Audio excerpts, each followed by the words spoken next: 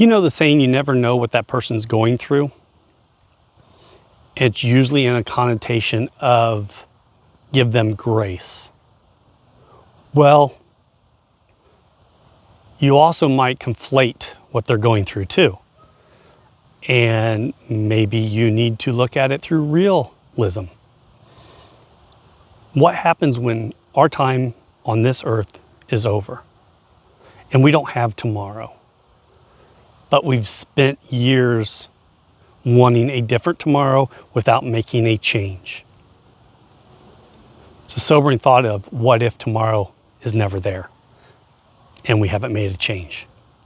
We can't take or give back time.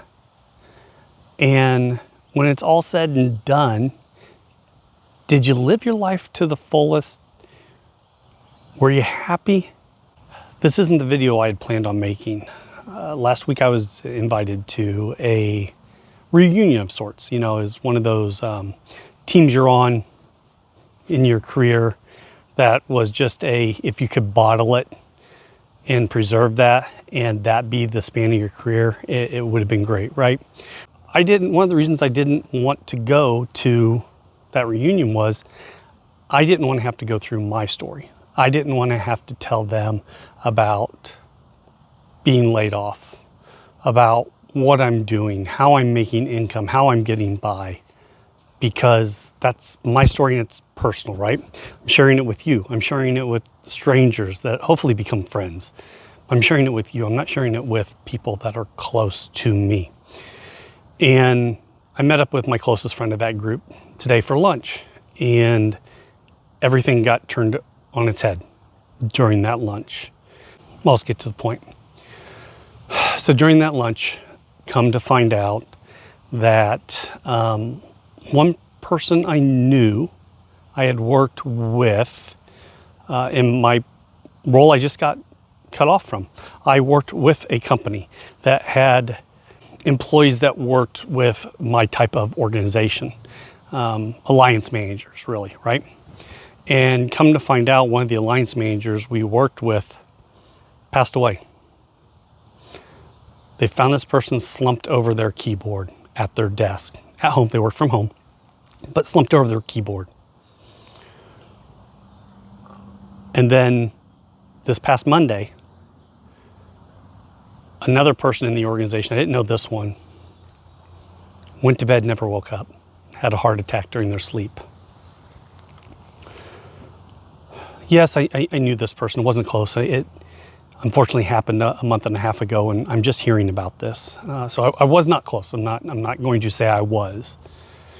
But it really gets you thinking about things and really gets you thinking about what I've been talking about.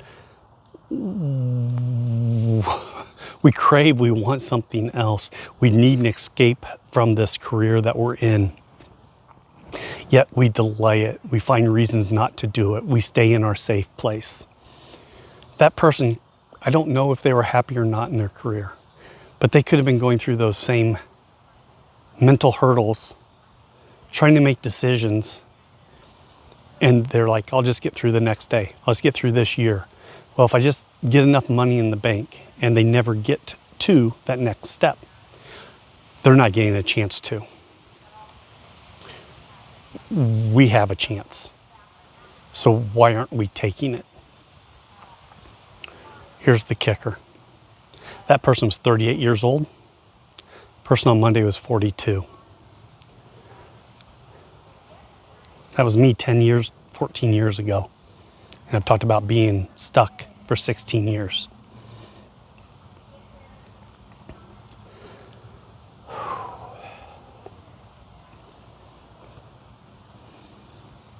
Brings a lot of this to light.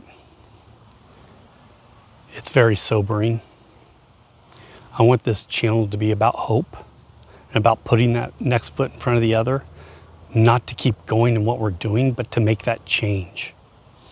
But it's just very, very sobering. Back to that reunion and why I didn't want to go, because I didn't want to tell my story. Come to find out, half of the people on the team have been laid off. One person just found a new job. They had presented as a sabbatical in their socials. But the reality is they were pushed out of their prior role. They were in a position to take a sabbatical. So they did. Another person I know had been laid off a couple different times. Very volatile times right now in the software technology world. Had been laid off a couple different times. Another person had been laid off a year ago, never found anything, is now working a job in a hardware store. Good for them. You do what you got to do to get by. And I asked, were they happier? And the thought was they were. That reunion showed that you never know what somebody else is going through. In my mind, they're all happy, successful, and things were working out for them. Then you come to find out all these stories of the struggles they're going through. Like I've said, my stories are your stories. Guess what? My stories are their stories too. I made a change 5 years ago that prepared me for this. They didn't. I want to help you get prepared. So yes, find the path, but there's more to just finding the path. You've got to be prepared to make that step. And that could be through training, learning, falling down, executing on whatever that dream is. But it's also, what are the safety nets you built? What kind of savings do you have? What's your expense footprint look like? Are you able to reduce it? Did you reduce it? Are you able to self-sustain by picking up a secondary source of income, a new way of making income? Those are what we're working on in this channel. Because you don't know when that unexpected thing's going to happen. God forbid it's the extreme that I just explained with those two people. They're not going to get that chance. Their families aren't going to get that chance, and that really sucks. Really sucks.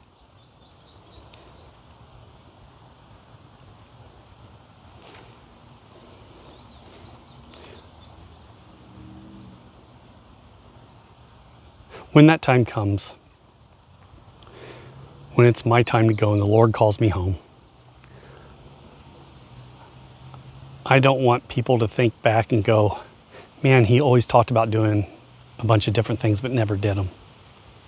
I'd rather they talked about me and said, man, he had a lot of dreams. He was a dreamer. He tried a lot of things and fell down a lot of times. At least I was trying. And there were things I wanted to do. And although failure can be embarrassing, not trying is worse. Why not fail at something I want to try to do than just stay stuck where I'm at? And it drives me to an early demise, because that's what I felt like. Those stories hit very close because it could have been me. Very easily. This is just a quick video I wanted to get out today.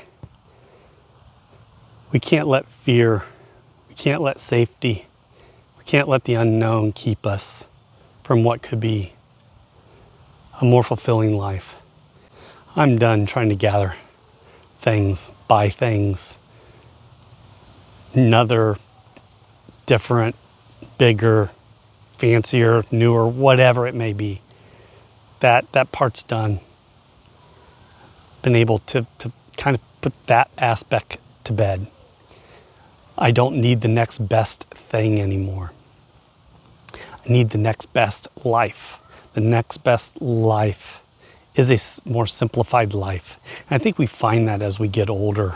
And unfortunately, it takes getting older to find that. But when you start feeling those itches, stop buying stuff. I've had some conversations with people and they're always like, yeah, I'm done. And next thing you know, they bought something new. Good for them. If that makes them happy, good for them. But I also know you chase happiness through things and things aren't going to provide that happiness. Time, I think, less stress, less anxiety, that's going to provide happiness at this point in my life. And that news today was sobering. it reconfirms my beliefs, my thoughts of why I want to create this channel. But it is sobering. It was a punch in the gut.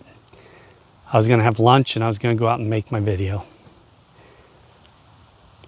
We'll go make it in the next couple of days and get it posted, but I just wanted to do this one.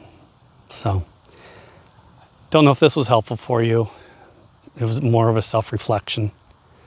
I hope there's some wisdom in it for you. Definitely wisdom in this for me. So until next time, we'll see you then.